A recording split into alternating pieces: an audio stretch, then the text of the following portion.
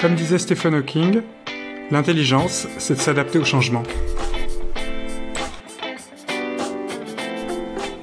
Vous écoutez Think and Fight, le podcast. Je suis David Sabatier, avocat et associé du cabinet 1862 et fondateur du think tank Think and Fight qui réunit des experts reconnus en droit, en fiscalité, en économie, en ressources humaines, en financement et en analyse financière afin d'anticiper les conséquences de la crise du Covid-19 et de produire des recommandations concrètes et directes pour les entreprises. Je reçois aujourd'hui Xavier Bouillot, avocat au barreau de Paris. Avant d'être avocat, Xavier a été conseiller spécial au ministère chargé des relations avec le Parlement. Il aborde avec nous la question de la loi d'urgence sanitaire.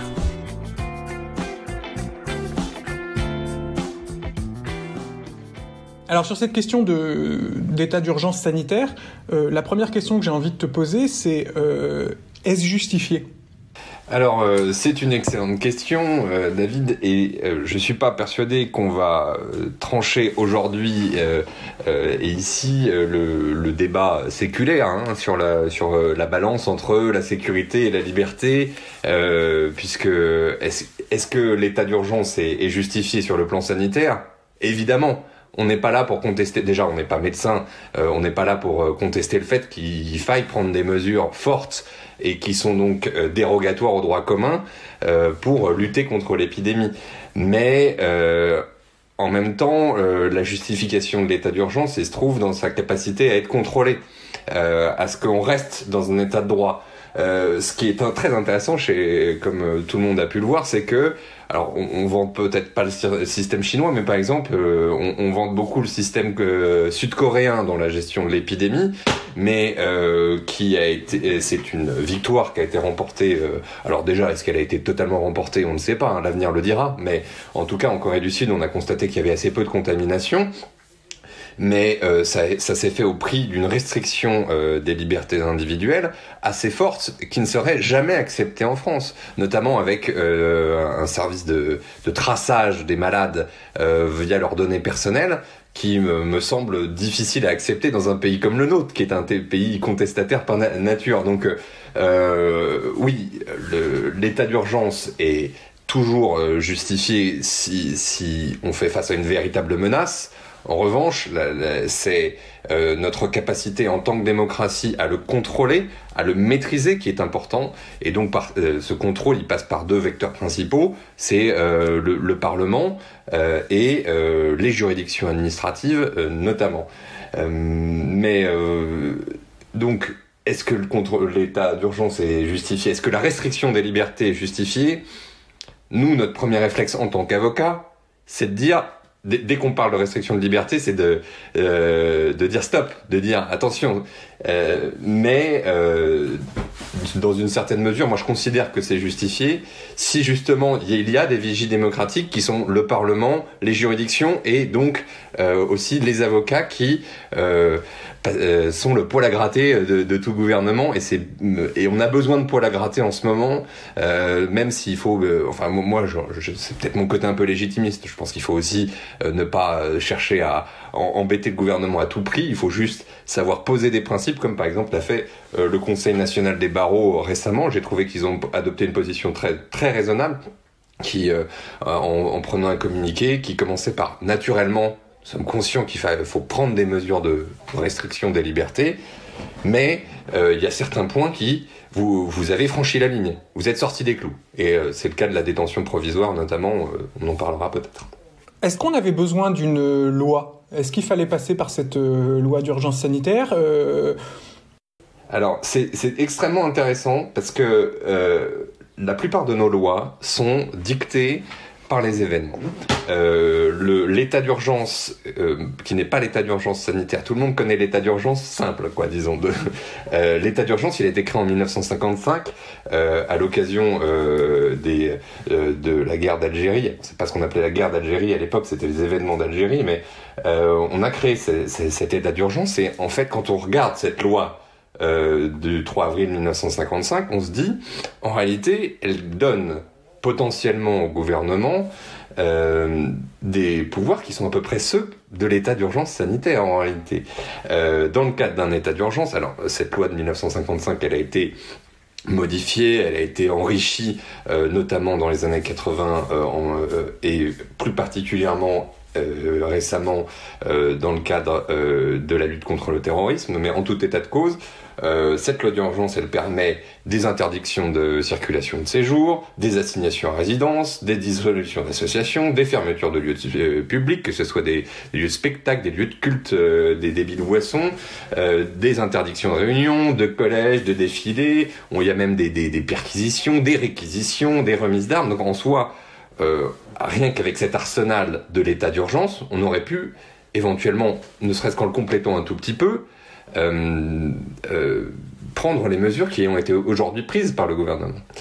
En plus, il faut bien voir qu'avant que l'état d'urgence sanitaire soit décrété dans ce pays, c'est-à-dire avant le 24 mars 2020, le gouvernement a pris des mesures extrêmement fortes. Il n'a pas attendu la loi sur l'état d'urgence sanitaire pour ordonner le confinement le 17 mars. Il l'a fait sur le fondement d'un article du Code de la santé publique, dont je te fais grâce du numéro, mais c'est un article du Code de la santé publique qui permet au ministre de la Santé, dans des cas d'épidémie ou de mesures sanitaires graves, de prendre toutes les mesures appropriées. Donc c'est très très large, hein. Et donc c'était sur cet article-là que le gouvernement prenait des mesures assez fortes. Et donc on peut presque se dire, pourquoi faire une loi sur l'état d'urgence ? Moi j'ai tendance à penser qu'on légifère trop, de toute façon. On a créé cette loi d'état d'urgence sanitaire qui en réalité ne diffère pas énormément de l'état d'urgence basique, quoi. Alors certes, il y a des petites mesures plus axées sur la sécurité sanitaire, notamment sur tout ce qui est le contrôle de la mise à disposition de médicaments. Mais je suis toujours un petit peu... comment dire ? J'ai pas le mot. Je suis toujours un petit peu soucieux quand je vois qu'on crée une loi à chacun des nouveaux événements qui arrivent, même les plus graves. Typiquement, là, on vient de nous créer une loi d'état d'urgence sanitaire, en plus qui est censée durer uniquement 1 an. Donc la loi, elle est valable pendant 1 an. On a créé un nouveau code un nouveau chapitre du Code de la santé publique qui ne sera valable que pendant 1 an. Mais personne n'y croit. On sait très bien que la plupart des législations d'exception sont toujours annoncées comme ne durant que 1 an ou 1 mois, et puis au final elles rentrent dans nos lois et elles y sont inscrites pour longtemps. C'est d'ailleurs le cas de l'état d'urgence, à mon avis. Lorsqu'on a créé l'état d'urgence en 55, c'est parce qu'on ne pouvait pas prononcer d'état de siège parce qu'on n'était pas vraiment en situation de guerre, et on a dit mais attendez, alors bon, j'ai pas revu les débats parlementaires, mais j'imagine bien comment ça s'est passé. C'est-à-dire que bien sûr ces pouvoirs on vous les rendra. Tout ça n'est que très temporaire, et puis en réalité, non, on crée des lois qui vont s'inscrire longtemps. Moi, je suis prêt à mettre mon billet. Je suis prêt à mettre mon billet que le fameux état d'urgence sanitaire ne sera pas abrogé dans 1 an. Ils vont juste rayer la ligne qui dit ça ne dure qu'1 an, et puis hop. Et d'ailleurs, pourquoi pas ? Après tout, il y aura peut-être d'autres épidémies qui nécessiteront de prendre des mesures, mais à chaque fois, on légifère. Moi, je ne pense pas que c'était nécessairement justifié, d'autant que la plupart des mesures qui sont prévues par cette loi sont assez similaires à celles de l'état d'urgence. Bon, je les ai déjà listées. La plupart concernent la liberté d'aller et venir. Donc il y a la restriction de la circulation des personnes, l'interdiction de sortie du domicile, des mesures de mise en quarantaine, de maintien en isolement. Donc tout ça, c'était en réalité assez proche de ce qui pouvait être fait pendant l'état d'urgence.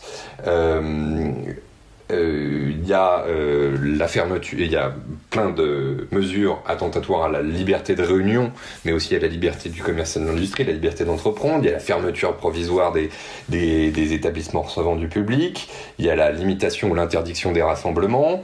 Et surtout, ce qui est le plus frappant dans cette loi, c'est les entraves à la liberté d'entreprendre. Alors, il y a des mesures qui sont de bon sens. Il faut le reconnaître, notamment les réquisitions. Quand on voit ce qui s'est passé avec les masques, il n'y aurait pas eu de réquisition, ça aurait pu être encore plus catastrophique que ça ne l'a été. Donc ça, c'est une mesure de bon sens, mais ça peut être pour des entrepreneurs une très large contrainte. Donc il y a ces réquisitions, il y a les mesures permettant la mise à disposition de médicaments et il y a des mesures temporaires de contrôle des prix. Donc ça, c'est un peu l'éventail classique, mais moi ce qui m'a le plus choqué dans cet éventail de mesures qu'on a inscrit au Code de la santé publique, c'est la dernière mesure. Je te la lis parce qu'elle est assez simple à comprendre. En tant que de besoin, le gouvernement pourra prendre par décret toute autre mesure réglementaire limitant la liberté d'entreprendre dans la seule finalité de mettre fin à la catastrophe sanitaire mentionnée à l'article machin. Je ne sais pas si, tu as vu le flou qui entoure cette mesure. C'est incroyable de pouvoir permettre à un gouvernement de prendre toute autre mesure réglementaire limitant la liberté d'entreprendre. Mais qu'est-ce que ça veut dire, quoi ? Donc demain, on est dans l'interventionnisme économique le plus total et au mépris de la liberté d'entreprendre de beaucoup de gens. Donc moi, je ne sais même pas qu'est-ce qui va rentrer dans le cadre de ces mesures. Est-ce qu'on parle de nationalisation ? Est-ce qu'on parle de... est-ce que le gouvernement va devenir le grand orchestrateur économique de la nation ? Enfin, on n'en sait absolument rien. Et ce flou est particulièrement inquiétant. Et d'ailleurs, pour le coup, lui, il n'était pas inscrit dans l'état d'urgence. Donc c'est peut-être pour ça, peut-être que le gouvernement s'est dit, il nous faut plus de moyens pour permettre l'interventionnisme économique, pour prévoir la crise à venir. Je ne pourrais pas en dire plus. En matière de... Il y a un autre élément. Alors sur la liberté d'entreprendre, j'entends bien, et c'est vrai qu'aujourd'hui c'est un blanc-seing qui est donné au gouvernement. Cette loi d'urgence sanitaire, dans l'esprit des gens, elle est justifiée par cette crise. Je trouve intéressant le fait de dire que on peut autoriser dans un contexte de crise, mais qu'il faut un contrôle. Et donc un contrôle des juridictions, un contrôle éventuellement du Parlement. On voit que dans cette loi d'urgence, finalement, le contrôle du Parlement, il est limité, puisqu'on autorise, notamment en matière de liberté d'entreprendre, le gouvernement à prendre absolument toute mesure en matière économique, quelle qu'elle soit, sans autorisation du Parlement, que ce soit des régulations de prix, des nationalisations, absolument aucune limite n'est donnée. Les juridictions joueront peut-être un rôle, mais bon, c'est toujours dans le cadre de la loi, donc les juridictions peuvent pas non plus rendre des décisions qui sont contra legem, comme on dit. Un autre élément qui a fait hurler, si je puis dire, et notamment dont on a parlé assez récemment suite à l'intervention du Conseil national des barreaux, c'est les dispositions qui ont été rendues en matière de détention. Qu'est-ce que tu as comme avis ou comme interprétation sur ces mesures qui ont été rendues ? Alors mon avis, il est très simple et il rejoint celui du Conseil national des barreaux, c'est que c'est une aberration. Ils ont pris une ordonnance permettant de repousser de droit, sans débat, sans rien, sans audience naturellement, la durée de la détention provisoire, alors en fonction du caractère délictuel ou criminel de la prévention. C'est un report de 2 à 6 mois de la détention provisoire de droit. Et c'est une aberration. C'est pour moi probablement la plus grande restriction de liberté qui est qu'on ait pu voir dans le cadre de l'état d'urgence sanitaire. Et c'est vraiment... ce qui est incroyable, c'est qu'en plus le Conseil national des barreaux a introduit une procédure dite de référé liberté, c'est-à-dire une procédure très rapide devant le juge administratif permettant de faire cesser une atteinte grave à une liberté fondamentale. Ils ont introduit ce référé liberté auprès du Conseil d'État. Le Conseil d'État a rejeté la requête du CNB. Est-ce que j'ai compris ? Alors, j'ai pas réussi encore à mettre la main sur la décision, mais apparemment, ça s'est fait sans audience. Puisque, comme tu le sais, il y a beaucoup de choses qui permettent, beaucoup de règles qui ont permis d'aménager le fonctionnement des juridictions et notamment de juger sans audience. Alors pourquoi pas pour plein de contentieux, on est d'accord.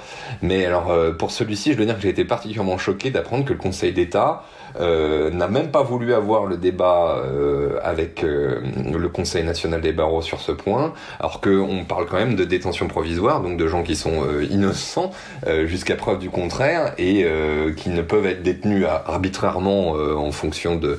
Enfin, ce sont des règles qui sont inscrites à peu près partout dans notre Constitution, notamment l'article 66, donc je ne comprends pas que le Conseil d'État ait rejeté sans plus de procès, entre guillemets, cette question.